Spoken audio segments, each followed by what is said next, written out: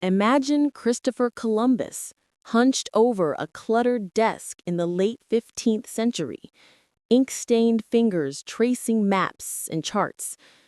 Beside him, a curious book lies open, not Marco Polo, but The Travels of Sir John Mandeville, a book that promised the world, yet delivered monsters, fountains of youth, and dog-headed men.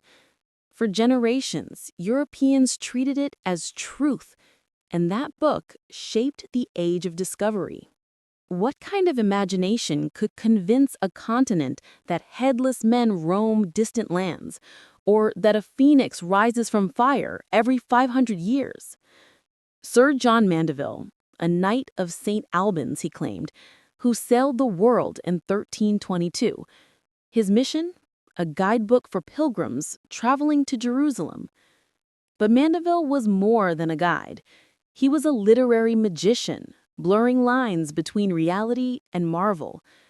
Europe was ready to believe in monsters, marvels, and divine wonders. Through his words, readers could walk the Holy Land, glimpse Prester John's kingdom, and sip from the fountain of youth, all without leaving home. Written between 1350 to 1370 in Anglo-Norman French, the travels exploded across Europe, translated into Latin, German, Spanish, Italian, and English. For a world without printing presses, it was astonishing. 300 surviving manuscripts, dwarfing many contemporary works. Why such obsession? Pilgrimage to Jerusalem was perilous, expensive, nearly impossible. Mandeville offered a mental pilgrimage, a way to journey safely through imagination. His text wasn't just devotional, it was an encyclopedia of the known and imagined world, where geography and morality intertwined. Imagine a medieval scribe compiling every exotic tale he could find. Oderix's travels across Asia, German knights' pilgrimages to Egypt, the grand Speculum Mundi encyclopedia. He stitched fact and fiction seamlessly. Europe had never seen anything like it. The first half, believable pilgrim itineraries, relics like the crown of thorns, detailed sultan courts. The second half, a gradual dive into marvels, monsters, single-footed monopods, dog-headed men, Amazonian warrior women. Each page a carefully placed seed of wonder, a bridge from reality into legend. Mandeville's tales weren't just entertainment, they shaped the world. Columbus studied his pages, seeking westward routes. Explorers, cartographers, and kings treated these accounts as plausible. His descriptions of distant lands inspired the very age of discovery.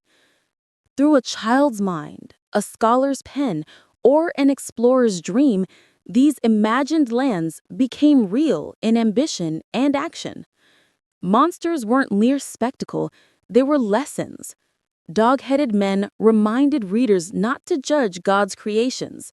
The phoenix symbolized resurrection and faith.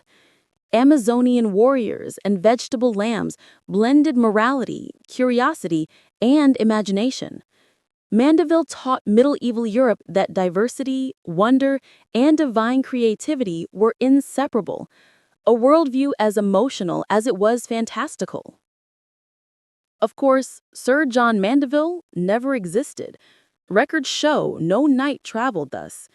He was a literary persona, a genius compiler, a phantom guiding imaginations. And yet, his influence never truly faded. Manuscripts survived, were studied, and inspired generations. Today, Mandeville is a window into the European imagination, revealing a world where fact, fiction, and morality intertwined. Without his pages, Columbus might never have dared to sail west. Without his monsters, Europe's vision of the world might have remained far smaller. What does it mean that fiction shaped history? That belief, curiosity, and imagination can reshape the world itself. A book of lies that became a map for explorers, a knight who never lived, yet changed history. If the world Mandeville imagined moved you, like, subscribe, and share this journey. And remember, history is not just what happened, it's also what we dared to believe.